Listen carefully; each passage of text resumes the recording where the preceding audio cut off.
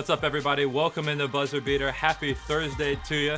Myck Miller, Jake McCleary here live on the Buzzer Beater. Jake, what's up, dude? How you doing? Good. How you doing, man? Not too bad. Obviously. Oh, wait. I got you a Valentine. Oh, yeah, look at that. Jake McCleary, I don't always want a Valentine, but when I do, I want you. Isn't that just fantastic? Well, the way we usually start our show is I usually end up apologizing. I apologize for throwing your Valentine thing away. But also, if you watched the show last week, I may have sabotaged some video, made Jake look a little bit ridiculous. So, Jake, I apologize sincerely. And to make it up to you, I found your video. So thank you. We'll make Jake look a little bit good because I am his Valentine. Let's look at the video that was supposed to be on Buzzer Beater last week.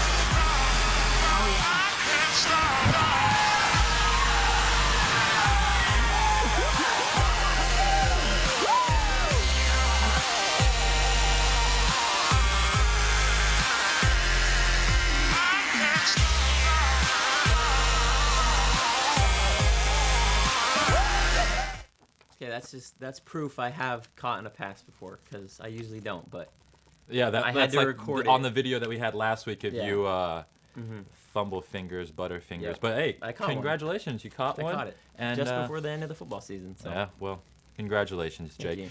Now we can get into more serious things as we get into the show. Now we're going to start off our show with talking about golf. Now, golf is coming off the greatest year in BYU Hawaii history last year, in which they went to the NCAA tournament and finished 12th. Last week, tri-match tournament up in Turtle Bay. Jake, how did the Seasiders do? Well, they did pretty good for the first, what is it, a match tournament? Yeah, first tri-match. Tri-match, that's what we call it. It's this whole cross-country all over again.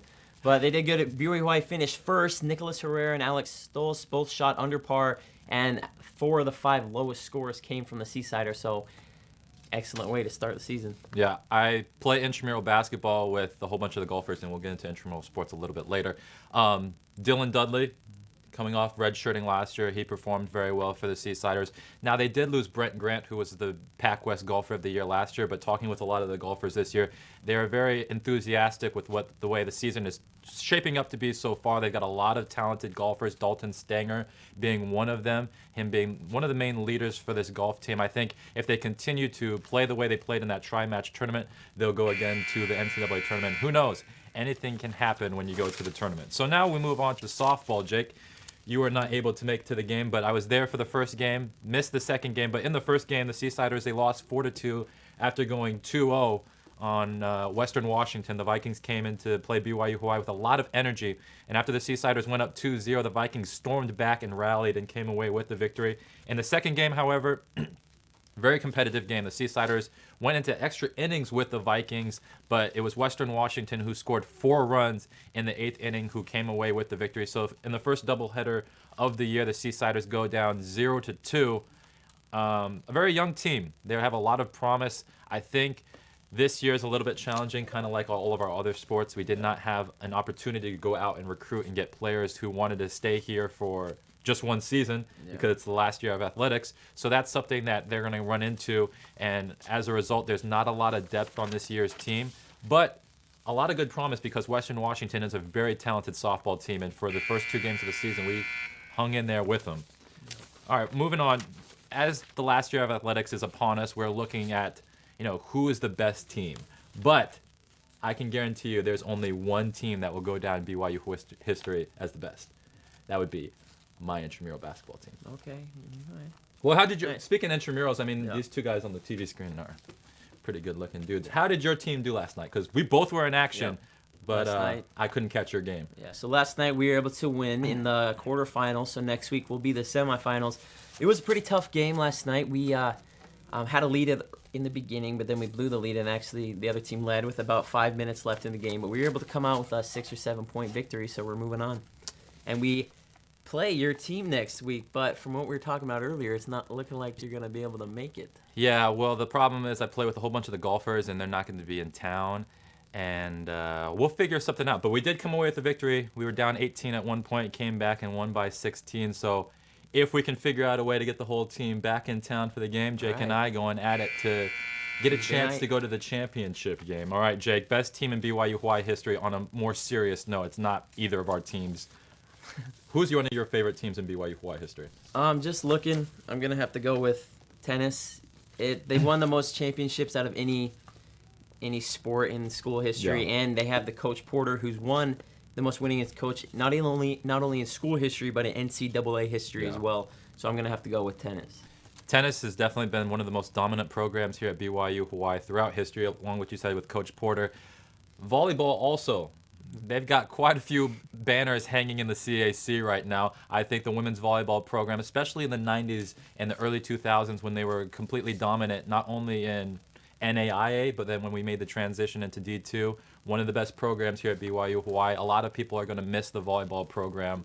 And then also you got men's basketball. I think men's basketball back in 2011 was when they made it to the national championship game. They've always been extremely competitive, making strides in the Pac-West standings. And then there's been also a couple other programs as well that'll go down in history as being very exciting to watch. Yeah, such as golf. Again, this season might be the best season that we've had in golf. Like we talked about earlier, they had an excellent start to the season so far. And spring sports, the last time we'll see any athletics for the Seasiders. So hopefully golf can go with a championship too. Yeah, it's been a little bit disappointing for most of the sports, but spring sports are the most promising. We'll take a commercial break, but when we come back, we'll start talking about our men's and women's basketball season as they wrap up the 2016-17 season. I'm Fukutaro Sagayama. Please call me Fuku, which means happiness in Japanese. I have a dream. One day, I'd like to create people who have correct outlook of national history and politics. I'd like to make reform on Japanese politics in terms of education and international relations, especially with neighboring countries. When I was looking for university, I came to realize that how biased I was in terms of the understanding of national history and politics. To get rid of the bias, I decided to study abroad, and I chose BYU Hawaii because I can exercise ethical practice daily through learning more about gospel principle. I choose BYU Hawaii to make my dream come true. Welcome back into the Buzzer Beater, Jake. Our teams are finally back in town, our women's and our men's basketball team. They took their talents to California. They were also in Utah for a little while. Let's get into women's basketball first. When we talked about the women's basketball team a few weeks ago, it was extremely promising, but we knew that they were going to have a tough road trip ahead of them, and man, did they ever. Seasiders unfortunately went 0-4 on the road trip. Starting the first game against HPU, you were actually there for that game, and in the next 3 games, I think you covered most of them. What happened? It is basically exactly what we've talked about this whole season. Just in the fourth quarter, we seem to hang with every team until the fourth quarter, and then that's when the scoring stops. That's when defense kind of falls apart. I don't know if they're just getting tired or the other teams step up and we just can't match the level, but it's just been fourth quarter performance that has caused all these woes for the Seasiders. I think one of the main things is teams, especially when you get halfway through the season and as you work your way to February and the end of March, every team wants to play in March. They don't call it March Madness for nothing. Every team wants to be able to perform in March when the lights get the brightest. And one of the things that teams do is they make adjustments. In my opinion, the biggest adjustment that teams have done against us this year is they've made Sophia Shaik the focus of their defense. They've figured if they can stop her, they can stop almost everything that goes along with our offense. Because Sophia not only is our best scorer, and at one point she was in the top 5, maybe the top 3 in scoring in the Pac-West, and then every team made the adjustment to stop her, and our offense has suffered as a result of it. And then like I agree with that. Teams have scouted out Safia and they've stopped her. But last game against Concordia, one bright note is her sister Mayan, she gets her points every game, but usually not as much as Safia. But last game, I believe she had like 8 3-pointers, so she was able to step up. But unfortunately, again, in the fourth quarter, that's when things kind of fell apart and they did not get the win. But Mayan has been performing well in the past couple games. And I think not only for women's basketball, but we talked about this with every single sport here at BYU Hawaii. I remember talking about it repeatedly, especially with soccer, is that you have to be able to perform on the road. And the men's team, they struggled on the road as well. They went 0-4. They're losers of 4 straight. You obviously live with your brother, you live with Tanner and Juhan, so you have a different perspective as to what kind of happened, and you've spoken with them since they've gotten back. Yeah. What did they tell you about this 4-game losing streak on the road? Well, against Dixie, that's a game that's, a rival of BYU Hawaii, and so a lot of family was there, and we played well. We were up by 7 at half, but then, again, same as the women's, as the game goes on, gets nearing to the finish, that's when they kind of fall apart. I don't know if it's fatigue or just whatever, but finishing games has been a problem. But they did go 0-4 on that road trip, and now we're on a 4-game losing streak. They got one more road game, and then they got 4 at home to end basketball here at BYU Hawaii. It's not looking like they're going to make the tournament. Unfortunately, they'd have to get extremely lucky and play extremely well. I actually don't even know if it's possible right then for them to make the tournament, but I'd say the next focus for them would be those 4 home games just to go out with a win. Well, UH Hilo came into the CAC. That's their next game. Their last road game will be over in Hilo. They came in here and they kind of dominated us from the start. Expect them to go to Hilo with the motivation to not only end this series with a win, but also start some momentum for the next 5 games. I think we're currently in second to last place in the conference. So if we win the next 5 games, because there's only 5 more games left, I think if even all the number 5 and the number 6 team of the Pac-West Conference, if they all lose out, I still think there's not a way for us to jump in. So obviously, you're kind of in a hard position, but at the same time, you've got players who want to continue playing. You've got Tanner Nelson, who has talked about how he wants to go to a different school and continue his basketball career. So a lot to play for the Seasiders. And actually, I was able to sit down with Tanner Nelson in a Seasider spotlight. So let's take a look at my conversation with the starting shooting guard for the Seasiders. What's good, Sider Nation? Welcome into the Seasider Spotlight. I'm your host, Myck Miller, joined with Tanner Nelson. Tanner, how you doing? Doing good. Ready for these 10 questions? I think so. I hope it goes a little bit smoother than what Dee and Jake did. My name's Megan.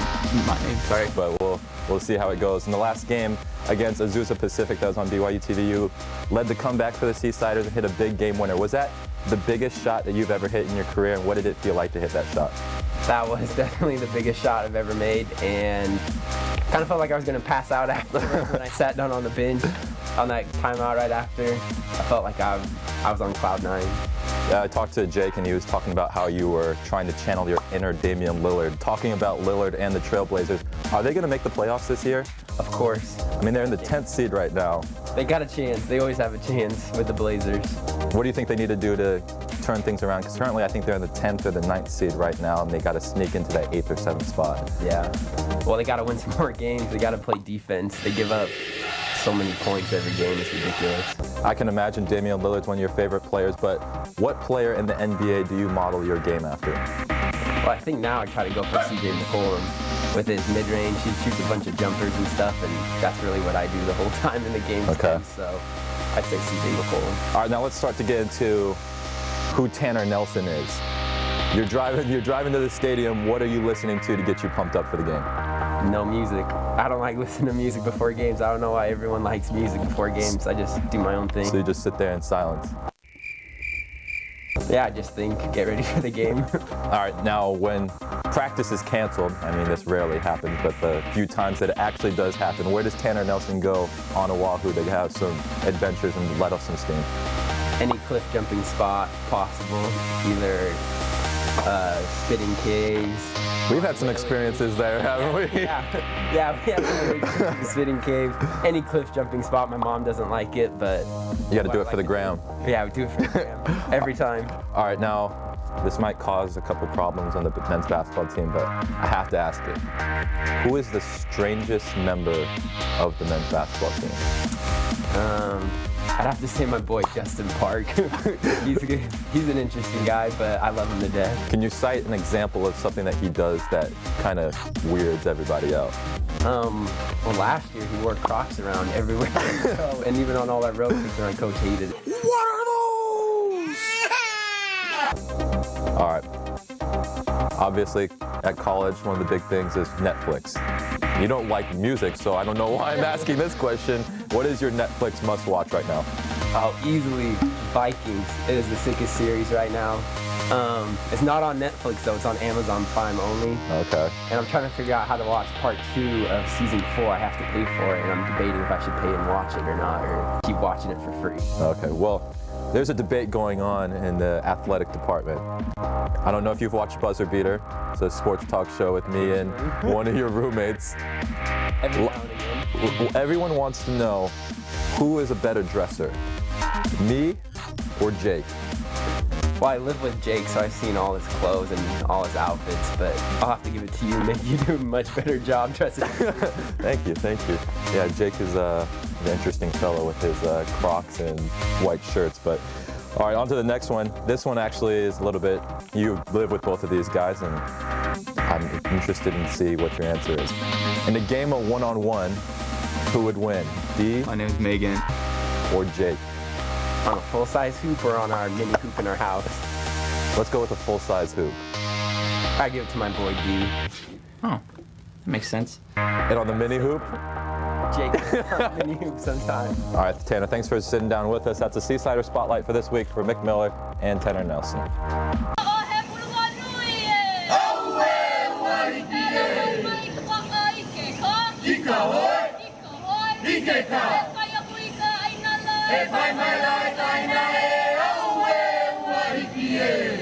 Myck Miller from half court breaks the defense. Myck Miller, 3 seconds left, jumps to the free throw line. What is he doing? McCleary gets the ball at the elbow. The game is on the line for the Seaside. He takes a series of moves. He jabs. He puts it up. He blows it. All right, everybody, get off your Instagram, log out of Netflix, tune in to Buzzer Beater. And that's how you beat the buzzer.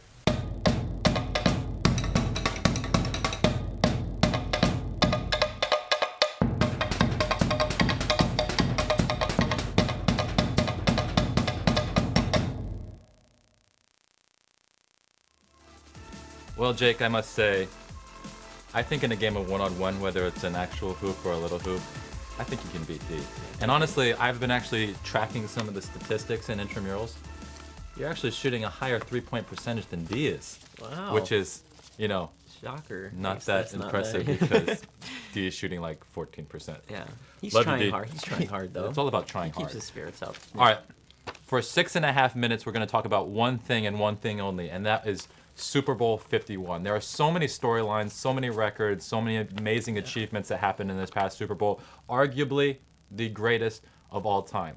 It was the Patriots who beat the Falcons in overtime 34-28. Tom Brady winning his 5th Super Bowl, the most ever by a quarterback. Head coach Bill Belichick, 5 Super Bowls as a head coach, the most ever by a head coach.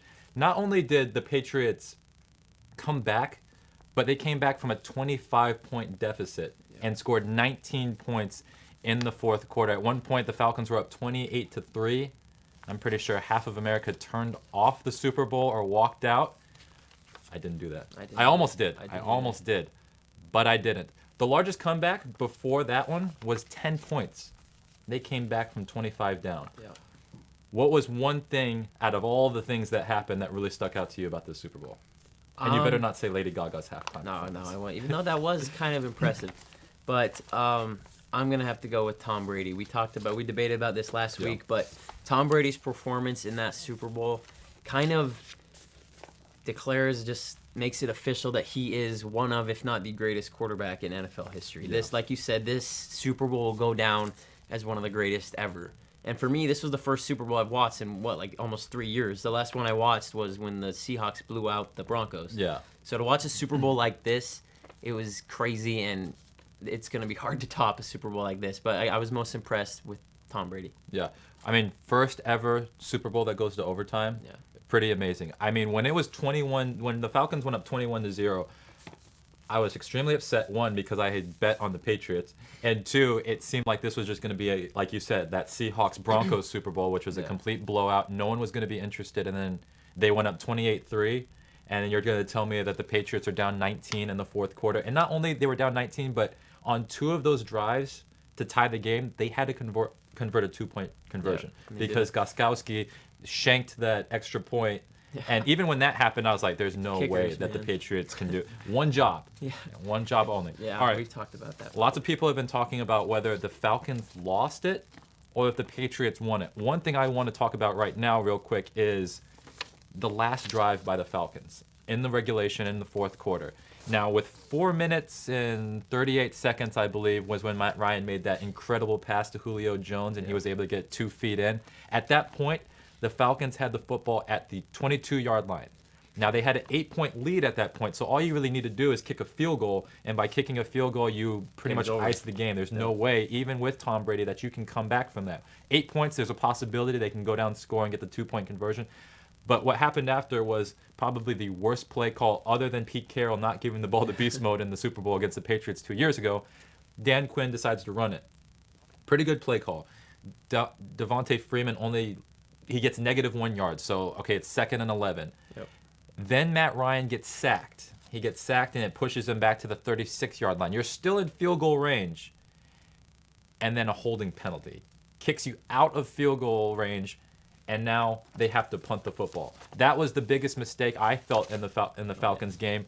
What else do you think that the Falcons did that cost them the game against the Patriots? I'm going to have to repeat what you said with that sack. That holding happens nearly every play. I feel like the refs can kind of choose when they call that one, if it's just like an obvious holding. But that sack, Matt Ryan took that sack when he could have thrown it away or tried to get out of there and not go back that far. That really knocked him out of field goal range. And even if they're on the 36-yard line, that's still a long field goal. And so taking that sack was the biggest mistake of the Falcons, which I'm sure they talked about this, but taking that kind of what gave the Patriots hope and gave them life, that kind of gave them the idea like, oh, we can come back after this. So taking that sack. And then the first half, like I said, they got up 21-0. The second half, they kind of slowed up. They didn't go... It didn't seem like they had the fire that they had in the first half. And they're the most explosive offense during the regular season. And we saw that in the first half. But in the second half, they kind of got... I think they wanted to try to hold on to their lead, but you can't do that with Tom Brady, and they learned that the hard way. And now they're going to be on the butt of all the... Just like the Warriors, they blew the 3-1 lead. Now it's going to be they blew a 28-3 lead, so... You just kind of have to shake your head and shrug at it. Okay, so we're covering the Falcons, what the mistakes that they made. What did the Patriots do to win the game? Because in my opinion, there was a lot of things that you could point at. You can point at Tom Brady. You can point at a whole bunch of things in the game. Mine would be the strip sack in I believe it was the third or the fourth quarter, when the Patriots, they were pressing on every single play on the defensive end. They were trying to get to Matt Ryan, and that's what they were able to do. They were able to get to him, strip sack, great field possession for the Patriots, and then they score. I think that defensive play was what ignited the comeback for the Patriots. Obviously, in a Super Bowl, you have to make those key plays to come away with the victory. For me, that play by the Patriots is going to go down as one of the most important plays for them to come back. What else did you see from the Patriots that you think that really helped them get that win? So... couple years ago against the Patriots, actually, they had the Giants were playing. I can't remember who it was, but they had the catch against the helmet. Yeah, and that was against the Giants in the Super Bowl back in 2007. That at that time was the greatest catch in Super Bowl history. But now probably the greatest catch ever was Edelman's. Yeah. I mean, Julio Jones had a bunch of sick catches, but that was skill. Edelman's was just kind of luck. It was a little bit of skill, but a little bit of luck beating at the time. But that will go down as one of the greatest catches in NFL history. And I still can't believe he caught it, but... Yeah, I'm going to have to agree with you, because at that point, I mean, Tom Brady threw it into triple coverage. There were 3 guys. There was 2 safeties, and then there was a corner who was on Edelman. And if you've watched Edelman, he is not a big guy. He is extremely small. The concentration that he had to do on that catch was absolutely amazing. And, I mean, what can we say more about the Patriots other than probably the greatest dynasty in NFL history? Tom Brady, the greatest quarterback, Bill Belichick. Yeah, I'm going to have to say he's the greatest head coach. We'll take one more commercial break, but when we come back, we've got a new segment on Buzzer Beater for you.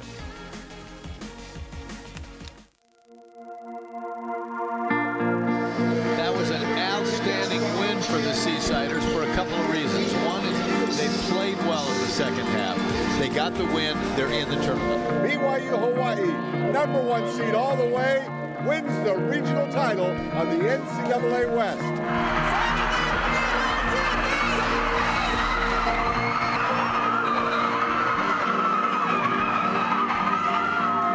Great win for us. It was a nice win. We held our composure, and this would close down. It's tough to close out on a championship, but we did it.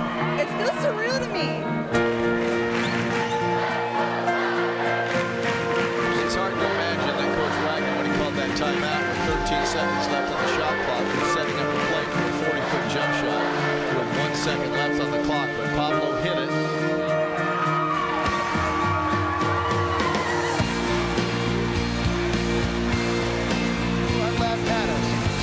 So long for beautiful Laia, Hawaii.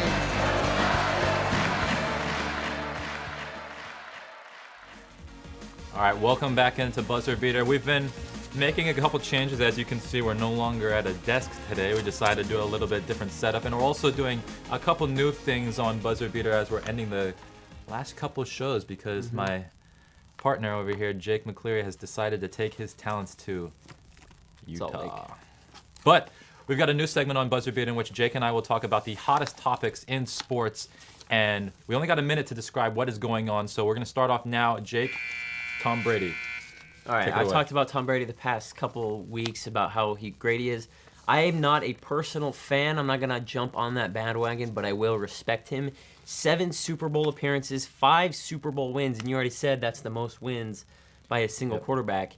And then he's 4th all-time in passing yards, 4th in touchdowns, 4th in pass completions, 4 Super Bowl MVPs, 2 league MVPs, 11 appearances in the AFC Championship game.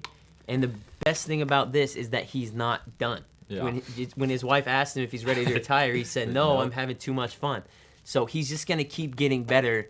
And Tom Brady, again, I said it before, I'll say it again, he will go down as one of the best quarterbacks in NFL history, if not the greatest. You pretty much said everything that needs to be said. Only thing I would add to it is, like you said, he's not done. Yeah. And he won this without Gronk. Yeah. So he gets Gronk healthy next year. Watch out, NFL. All right, my topic is going to be the hometown team, the Washington Wizards. They are currently 3rd in the East after starting off to an extremely slow start in which they win 3-8. They currently are 31-21 with a lot of momentum. If you watch the game against the Cavs, the nation was put on notice that the Washington Wizards are back in fold and ready to make some big headlines in the Eastern Conference. Obviously, it's LeBron James and the Cleveland Cavaliers who are always the team to beat in the East. And if you're not on a LeBron James team, you're most likely not going to the finals or winning the Eastern Conference. But however, when the Wizards went against the Cleveland Cavaliers, they went down 140-135, but it was one of the most exciting and one of the most competitive games that we've watched in recent years in the regular season. I think the combination of John Wall and Bradley Beal, the best backcourt in the NBA, if you ask me, both on the offensive end and the defensive end. Not only the hometown team for me, but I believe that the Washington Wizards, if they can continue to remain healthy with the starting 5 that they have and Kelly Oubre and Jason Smith coming off the bench, they can threaten the Cleveland Cavaliers. And sticking with the hometown team, I'm going to talk about John Wall. John Wall, he was put on notice. For many of the first few years of his career, he was plagued by a franchise that ran into a lot of troubles. For example, Gilbert Arenas bringing guns into the locker room. But since then, the Wizards have been able to change how the franchise has been formed around John Wall, adding Bradley Beal into the mix as the faces of the franchise. Now, John Wall, in my opinion, is the best point guard in the Eastern Conference. Obviously, out west, you've got great point guards like James Harden, Chris Paul, Russell Westbrook, and Steph Curry. But in the East, as it pertains to being a point guard, John Wall is the best. He eclipses everything that Kyrie Irving can do, except for the clutch factor, that Kyrie Irving has an edge on John Wall. But he's averaging career highs in both points and assists. John Wall, he has built the Wizards franchise from the dust that was left by Gilbert Arenas, and now you see the Washington Wizards in 3rd place. And let me just add this. He's coming off of double knee surgery. This summer, he got procedures on both knees. My dad was there for his rehabilitation. It's amazing the stuff that John Wall is doing. And while I just want to give a quick shout out to Jabari Parker. Yeah. Give condolences to Jabari and Karen Scahill, his biggest fan. Just tore his ACL, so good luck to him. But next topic, we're going to be talking about the NBA in the 90s versus the NBA now. Which one is better and which one is worse? And I was born in 96, so I was born when like Michael Jordan and that era, so I wasn't old enough to know really what was going on, but now I'm just looking at highlights on YouTube and that kind of stuff, or I'll play them as characters in PS2 or some games like that. So I'm not too knowledgeable about the NBA in the 90s, except for the people such as Michael Jordan, Magic Johnson, Larry Bird, Isaiah Thomas, Karl Malone, and John Stockton. I know a lot about them because they were the Utah Jazz. And speaking about the home team, I never got to talk about my home team, the Utah Jazz. We'll say that for next week. But the NBA of the 90s, that started off the greatness, and I believe the players now in the NBA are going off what they saw in the players in the 90s and improving. So skill-wise, I believe that the NBA now is better skill-wise than the NBA in the 90s. And that may sound a little biased just because, again, I'm not totally sure about the NBA in the 90s, but I'm going to have to go with the NBA now. All right, next topic, Isaiah Thomas. What is your opinion of him? He's a pretty big inspiration, not only to me, but all short people everywhere. You know, he started out, he said one time that he wanted to be the greatest small player in the NBA, but now he's talking bigger. He wants to be one of the greatest players in the NBA, not only small, but of all time. And he's arguably, he's in the MVP talk along with James Harden or Russell Westbrook. He's averaging over nearly 30 points a game. Fourth quarter, if you watch a Celtics game, you know where the ball is going, especially if it's a close game. He leads the NBA in points in the fourth quarter. And so I can definitely see him leading the Celtics to good things in the future. I'd like to see Isaiah Thomas go against John Wall, two extremely special players. But the one thing about Isaiah Thomas that I find very impressive, the dude is 5'9". I'm taller than Isaiah Thomas. For some reason, I'm sitting here talking about sports, and he's making millions of dollars and getting buckets in the NBA. Sometimes the ball just doesn't land in your court. All right, last thing to talk about before we end Buzzer Beater today. It is UNC versus Duke. The biggest game in college basketball, and in my opinion, the greatest rivalry in college sports. The Tar Heels have a 134-108 advantage over the Duke Blue Devils. And tonight, the number 8 Tar Heels, my team, will go to Durham and play those nasty puke Blue Devils. But let me just say, this is the most storied rivalry in all of college sports. You got Ohio State, Michigan on football, but I believe, just look at the people that came out of these two programs. First of all, the GOAT came out of North Carolina, Michael Jordan. Then you got Christian Laettner. You have all these guys that came out of Duke, and they've been extremely, extremely consistent. You got to tip your hat off to Coach K, Dean Smith, one of the greatest coaches of all time, and Roy Williams, who has cemented himself as one of the best coaches in North Carolina history as well. 5 championships for Duke, 5 championships for North Carolina. These two storied programs will go head-to-head today. Actually, their game just tipped off 3 minutes ago, so I'm going to hurry up and wrap this show up so I can go watch it. The number 8 Tar Heels against the number 18 Blue Devils. I've got UNC over Duke. Jake? I got Duke, my Blue Devils. He It's just gonna does be that. tough, You just but do I it could- just do it to spite me, don't you? Yep. Well, this is the 13th episode of Buzzer Beater. Next week will be 14, and it'll be a very special episode because this guy has decided to bounce on your boy. So it'll be Jake's last show next Thursday at 2:30. Our Seasiders will be in action today. Just our women's basketball team at 5 p.m. at the Canada Activity Center. For Jake McCleary, I'm Myck Miller. Thanks for tuning in to Buzzer Beater, and we'll see you next week.